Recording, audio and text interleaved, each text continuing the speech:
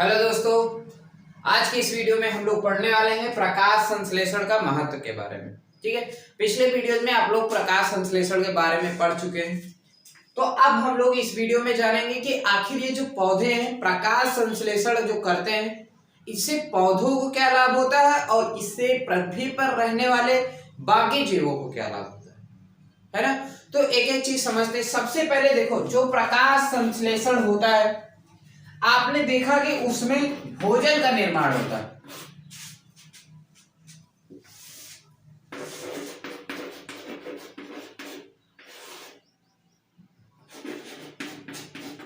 भोजन का निर्माण है ना, भोजन का निर्माण होता है। पौधे क्या करते हैं? प्रकाश संश्लेषण की प्रक्रिया से भोजन का निर्माण करते हैं। तो पहला महत्व ये हो गया कि हाँ भाई, पौधे प्रकाश संश्लेषण करके भोजन बनाते हैं, इसलिए प्रकाश संश्लेषण आवश्यक। दूसरी और सबसे महत्वपूर्ण बात जानते हो क्या? दूसरी और सबसे महत्वपूर्ण बात यह है कि हम लोग भी अपना भोजन इन्हीं से प्राप्त करते हैं, मतलब पौधों से, प्रत्यक्ष या अप्रत्यक्ष रूप से। समझ में आ रहा है ना? देखो, प्रत्यक्ष का मतलब यह है कि कई बार हम पौधों को सब्जी के रूप में ग्रहण करते हैं, भोजन बना करके खाते हैं, है ना। सब्जी बना ली, कुछ भी, चावल स्वयं देखो, चावल हम लोग जो खाते हैं ये भी है ना। तो चावल में इतना ऊर्जा कहाँ से आई? पौधे ने प्रकाश संश्लेषण किया, प्रकाश संश्लेषण करके जो ऊर्जा भोजन बनाया उसको चावल के अंदर भर दिया, उसको हम लोगों ने खाया, हम भी ताकतवर हो गए, है कि नहीं। तो पहली चीज है कि प्रकाश संश्लेषण के द्वारा पौधे भोजन प्राप्त करते हैं प्रत्यक्ष रूप से। दूसरा यह है कि पौधों से फिर हम लोग क्या करते हैं? हम लोग भोजन प्राप्त करते हैं। हम एक काम करते हैं, इसको थोड़ा सा और इसी अन्य तरीके से लिख देते हैं।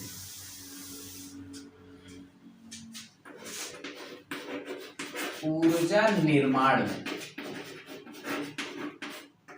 ऊर्जा निर्माण ऐसे लिखें, ठीक है। ऊर्जा का निर्माण करने में, मतलब कि ऊर्जा का मतलब क्या? भोजन का निर्माण करने में। आप ऐसे भी कर सकते हो, भोजन को बनाने में। तो पौधे प्रकाश संश्लेषण किए, प्रकाश संश्लेषण करके स्वयं के लिए भोजन बनाए, पहली चीज। दूसरी बात, जो पौधा है, जैसे हमने मान लिया चावल, और एक होते हैं जंतु, है ना। देखो, पृथ्वी पर क्या है? दो ही चीजें हैं ज्यादातर, अगर देखा जाए थोड़ा सा सरल दृष्टि से, तो एक जंतु है और एक पादप है। तो सीधी सी बात है, ये जो पौधे हैं ये अपना भोजन किससे प्राप्त कर रहे हैं भैया? प्रकाश संश्लेषण से प्राप्त कर रहे हैं। हम लोग अपना भोजन किससे प्राप्त कर रहे हैं? पौधों से प्राप्त कर रहे हैं। तो हम लोग क्या है, डायरेक्ट या इनडायरेक्ट किस पर निर्भर है? पौधों पर। तो सबसे पहली चीज समझ में आ गई ना कि प्रकाश संश्लेषण का महत्व क्या है? ऊर्जा के निर्माण में पौधे स्वयं ऊर्जा का निर्माण करते हैं। और दूसरी बात ये कि जितने भी जीव पृथ्वी पर है, जितने भी हैं, कोई भी जीव हो, सभी प्रत्यक्ष या अप्रत्यक्ष रूप से पौधों के ऊपर ही निर्भर रहते हैं, है ना। पची बात कि नहीं पची? देखो, अगर ना पची हो तो एक और उदाहरण ले लेते हैं। जैसे उदाहरण के लिए आपने शेर देखा। अब आप कहोगे तो भैया शेर तो खाता नहीं है, शेर पेड़ पौधे तो खाता नहीं, शेर तो मांसाहारी है। लेकिन शेर ने क्या खाया? शेर क्या खाता है? आपने सुना ना कि हिरन खाता है। शेर क्या करता है? हिरन खाता है। अब हिरन को खाएगा, शेर क्या करेगा? हिरन को खाएगा। अब हिरन को ऊर्जा कहां से मिलती है? और हिरन को भी ऊर्जा किससे मिलती है? पौधों से ही मिलती है। देख रहे ना, एक जाल टाइप का बना है, किस तरीके से पौधे पृथ्वी पर रहने वाले जीवों को जीवन दान दे रहे हैं, किस तरीके से पौधे पृथ्वी पर रहने वाले जीवों को भोजन उपलब्ध करा रहे हैं। देखो यहाँ पर क्या हो रहा है, शेर सीधा पौधे को नहीं खा रहे हैं, शेर सीधा भोजन के रूप में पौधे को नहीं ग्रहण कर रहे हैं, लेकिन यहाँ पर शेर किसको ग्रहण कर रहे हैं? हिरन को भोजन के रूप में ग्रहण करते हैं, मार कर खाते हैं भोजन के रूप में। और इसको ऊर्जा कहाँ से मिलती है? इन्हीं पौधों से मिलती है। और इस पौधे को ऊर्जा कहां से मिलती है भैया? हमने बताया ना कि पौधे को ऊर्जा मिलती है प्रकाश संश्लेषण से। बहुत बढ़िया टॉपिक है, अच्छे से समझ में आ जाए तो, है ना। पौधे को कहां से मिली? प्रकाश संश्लेषण से। तो समझ में आ गया ना। पहली चीज है कि जो प्रकाश संश्लेषण का महत्व यही है कि प्रकाश संश्लेषण के क्रिया द्वारा पौधे स्वयं अपने भोजन का निर्माण करते हैं तथा पृथ्वी पर रहने वाले अन्य जंतु भी पौधों पर प्रत्यक्ष या अप्रत्यक्ष रूप से निर्भर करते हैं। कोई देखो जैसे मनुष्य क्या है, जैसे मनुष्य क्या है, हम लोगों ने पालक खाया, पालक क्या है, सब्जी है, सब मतलब एक तरीके का पौधा है। तो पौधा इसको ऊर्जा कहां से मिली? प्रकाश संश्लेषण। अगर ये प्रकाश संश्लेषण ना करता तो इसको ऊर्जा नहीं प्राप्त होती, फिर हम लोग भी भूखे रह जाते, है ना। तो ये चीज, तो सबसे पहली चीज है प्रकाश संश्लेषण का महत्व में यही है कि यह ऊर्जा निर्माण में आवश्यक होती है। ये प्रक्रिया पृथ्वी पर ऊर्जा बनाने में सहायता करती है। ठीक। दूसरी बात और सबसे महत्वपूर्ण बात ही, दो ही इसके अगर देखा जाए बड़े स्तर पर, दो ही सबसे महत्वपूर्ण भूमिकाएं हैं प्रकाश संश्लेषण की। पहला भोजन का निर्माण करता है या ऊर्जा का, और दूसरा है आपका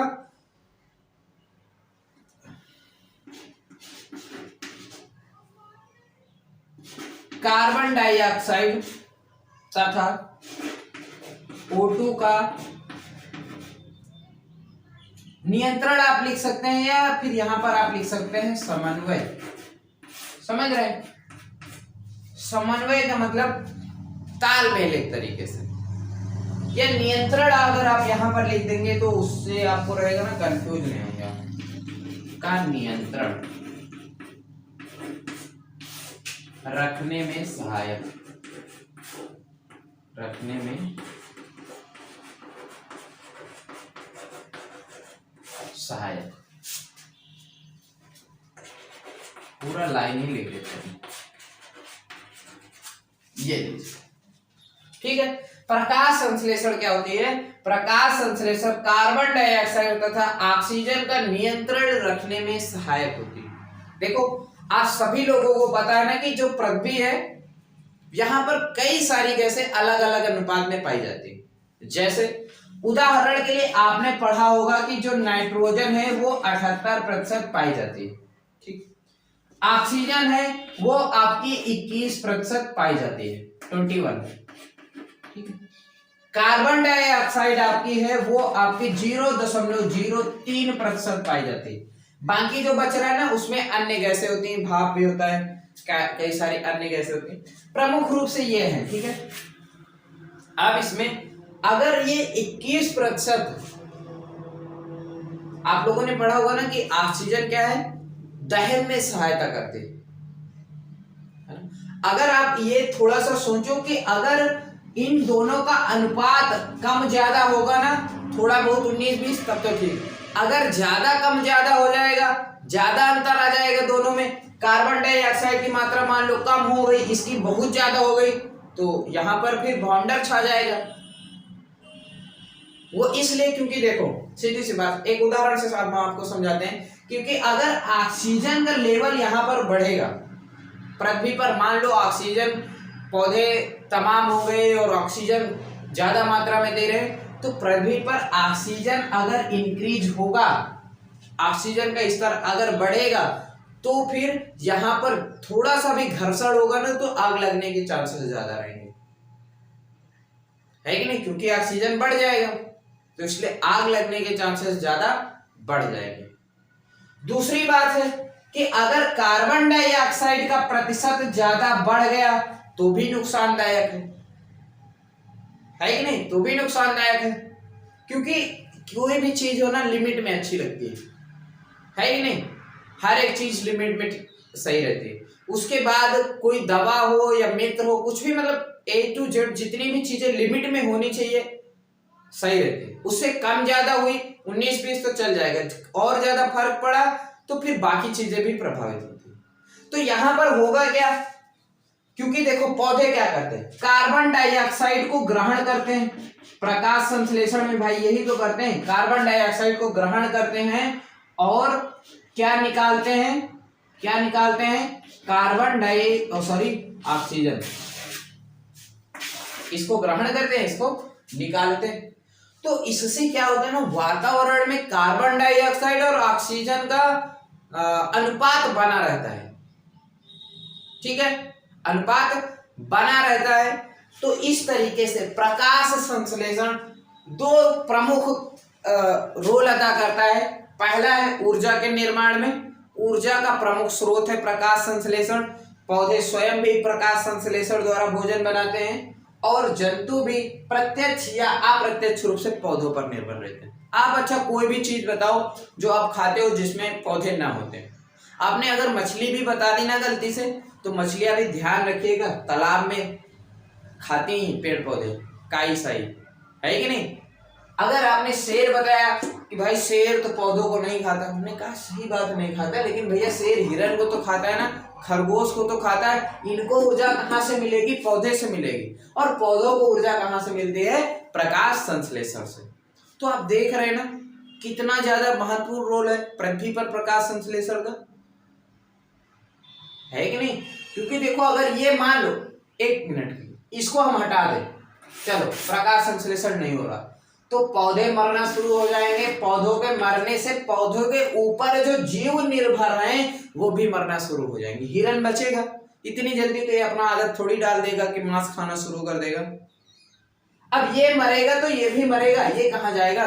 और इस तरीके से पूरी परिस्थिति तंत्र का विनाश हो जाएगा केवल इसके हटने से, इसके ना होने से।